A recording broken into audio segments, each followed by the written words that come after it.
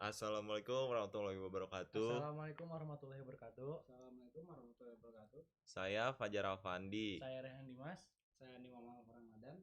Di sini kami akan mempresent atau membaca laporan UAS dari mata kuliah APB dan P3L, yaitu aplikasi bank sampah digital.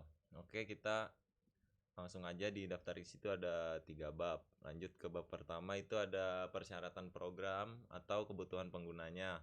Itu aplikasi ini bertujuan untuk mendigitalisasi atau mempermudah kegiatan pengelolaan sampah anorganik yang memiliki nilai jual. Oke, proses bisnis ini mencakup ini, pendaftar dan login, segala macam. Terus manfaat utama dari proses bisnis ini adalah meningkatkan partisipasi masyarakat, transparansi transaksi, yaitu terus efisiensi melalui daur ulang berbasis digital. Di poin 1.2 yaitu kebutuhan non fungsionalnya ada keamanan, yaitu melindungi data pribadi nasabah, pokoknya tentang keamanan. Terus ada kinerja, yaitu perform, memberikan respon yang cepat. Terus ada kemudahan, yaitu dirancang agar intuitif atau mudah digunakan. Terus ada keandalan atau reliability, itu sistemnya tersedia 24 jam. Lanjut di poin 1.3 itu BPMN-nya, Business Process Model and Notation-nya, itu memvisualisasikan alur kerja dan interaksi. Ini bisa kita lihat nasabah, registrasi, terus segala macam. Ini terus ini yaitu poin pertama ada alur proses nasabah, yaitu login ke sistem, terus mengisi form penjadwalan.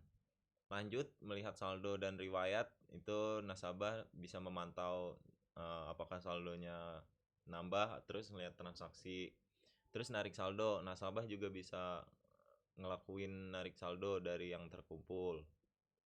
Terus di yang kedua itu alur proses adminnya, itu mencatat jadwal yang diisi oleh nasabah. Admin mencatat pengelola jadwal penjemputan, terus mengelola jenis. Adminnya itu ngelola data master, terus laporan seluruh transaksi dan kinerja. Terus di poin 3 alur proses petugas bank sampahnya itu mencatat transaksi, menghitung berat sampah, menghitung konversi saldo, terus mengirim hasil ke sistem. Lanjut di bab 2, yaitu dibacakan oleh Rehan Dimas.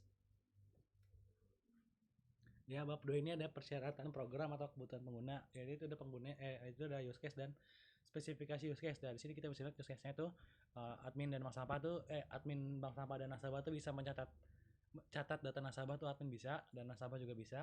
Terus juga nasabah juga bisa include itu atau menambahkan tuh tambah data nasabah. Jadi nasabah tuh bisa juga menambah datanya tersebut. Nah, nasabah juga bisa menyetor sampah, admin bank sampah juga bisa melihat tambahnya data nasabah itu.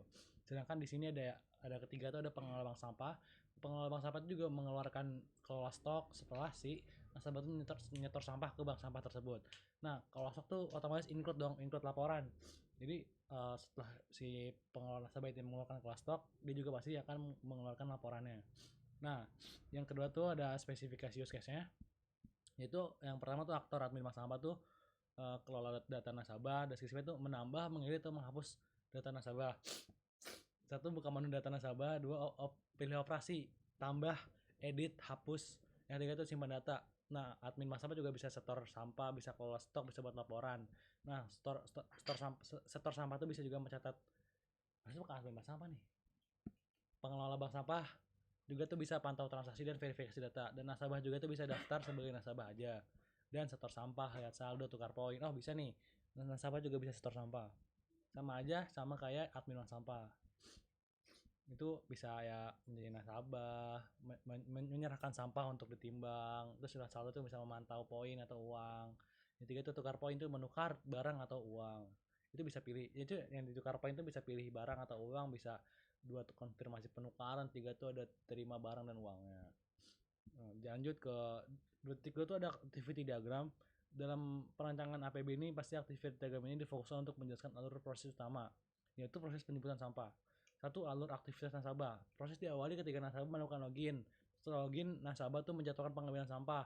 Setelah menjatuhkan pengambilan sampah tuh nasabah tuh bisa melihat saldo dan riwayat transaksi. Dan terus juga nasabah tuh bisa melakukan tarik saldo. Terakhir tuh proses untuk nasabah berakhir setelah aktivitas penarikan saldo selesai. Yang kedua tuh ada alur aktivitas petugasnya. Nah, dimulai dengan petugas melihat jadwal nih. Si nasabah ini menjadwalkan kapan nih dia ingin menyetorkan sampah. Nah, terus petugas menjemput dan menimbang sampahnya tersebut. Setelah menimbang tuh terdapat sebuah titik keputusan tuh, sukses atau enggak. Dan jika berhasil, melalui aktivitas tersebut data dikirim ke sistem gitu. Nah, di sini ada lu baca gua. Ini belum. Oh, belum. Di sini tuh ada activity diagramnya. Nah, sini tuh kayak nasabah login, terus jadwal pengambilan sampah, terus petugas melihat jadwal, petugas menjemput dan menimbang sampah, dan ini kalau sukses tuh dia langsung ke bawah, data kirim ke sistem dan nasabah tuh bisa tarik saldo. Dan activity diagram yang tadi kita jelasin, activity diagram masih gue ya, activity diagram tuh itu kelas diagram, bukan activity diagram, kelas diagram. Kelas diagram ini tuh kayak ada user, petugas, transaksi, sampah, dan saldo. Nah, di sini transaksi itu mencakup ada ID transaksi, ID user, ID sampah untuk melihat transaksi tersebut. Dan user tuh dikasih ID user, itu login tuh ada nama, email, password, ada input dan update-nya juga. Nah, kalau saldo tuh hanya update aja. Kalau saldo tuh hanya update saldo saja karena dia tidak masuk input. Sedangkan petugas tuh hanya menginput di sini petugas hanya menginput data-data nasabah dan wilayah-wilayah yang akan diambil. Nah, ini tuh ada sequence diagram tuh yaitu proses penyetoran sampah oleh nasabah. Diagram ini melibatkan komponen nasabah, petugas, timbangan, sistem dan database, serta menunjukkan bagaimana mereka bekerja secara berurutan untuk menyelesaikan transaksi. Jadi nasabah serahkan sampah ke petugas tuh timbang sampah.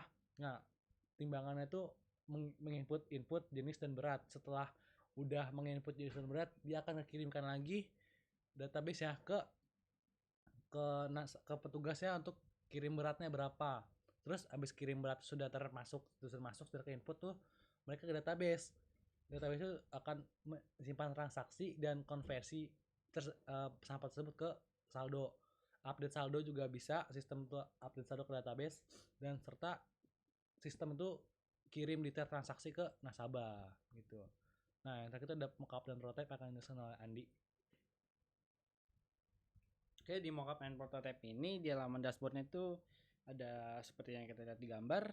Itu ada saldo, ada riwayat transaksi terakhirnya, di bagian menunya ada jadwal saya, ada profile, di ujung kanan ada tentang nama aplikasinya misalnya sampah, lalu ada profile juga di halaman dashboard. Nah, di riwayat transaksi ini ada beberapa menu juga, ada tugas, ada tentang sampah, terus ada riwayat transaksinya. Terus di sini ada jenis sampah, ada berat, ada saldo yang diterima oleh penyetor. Nah, ini yang profile di informasi akunnya itu ada nama lengkap, nomor HP, email, terus ada opsi juga buat ubah password.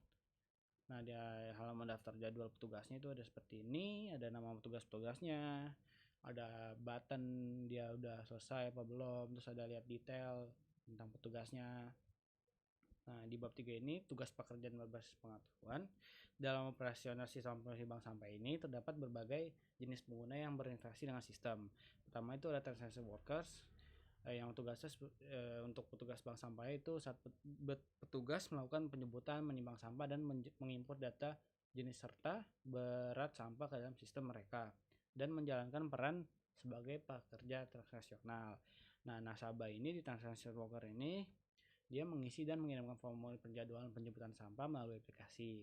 Di integration works ini pekerja yang berfungsi sebagai jembatan untuk mengkoordinasikan alur kerja dan informasi antar berbagai bagian departemen atau kelompok pengguna.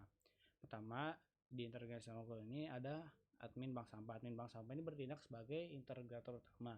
Mereka menerima permintaan jadwal dari nasabah dan memastikan jadwal tersebut tercatat dan terkelola dengan baik. Terus ada expert workers di sini, itu adalah individu yang menggunakan pengetahuan, keahlian, dan penilaian mendalam di bidang tertentu untuk membuat keputusan penting atau memecahkan masalah yang tidak rutin. Yang pertama itu ada pengelola bank sampah itu tersebut. Aktor ini teridentifikasi dalam diagram use case menjalankan tugas yang memerlukan kalian spesifik seperti menentukan harga sampah, menganalisa laporan kinerja, dan lain-lain. Lalu di poin 3.4 collaboration works ini adalah mereka yang tugas utamanya bergantung pada komunikasi kerja sama tim dan koordinasi dengan pihak lain, baik internal maupun eksternal. Lalu collaboration work ini juga dijalankan oleh pengelola bank sampah juga.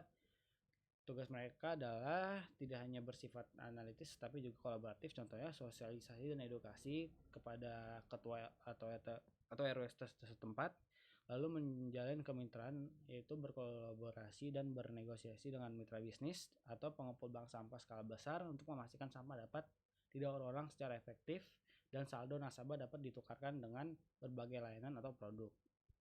Oke, sekian dari kelompok kami, kurang lebih ya mohon maaf. Terima kasih. Assalamualaikum warahmatullahi wabarakatuh. Waalaikumsalam.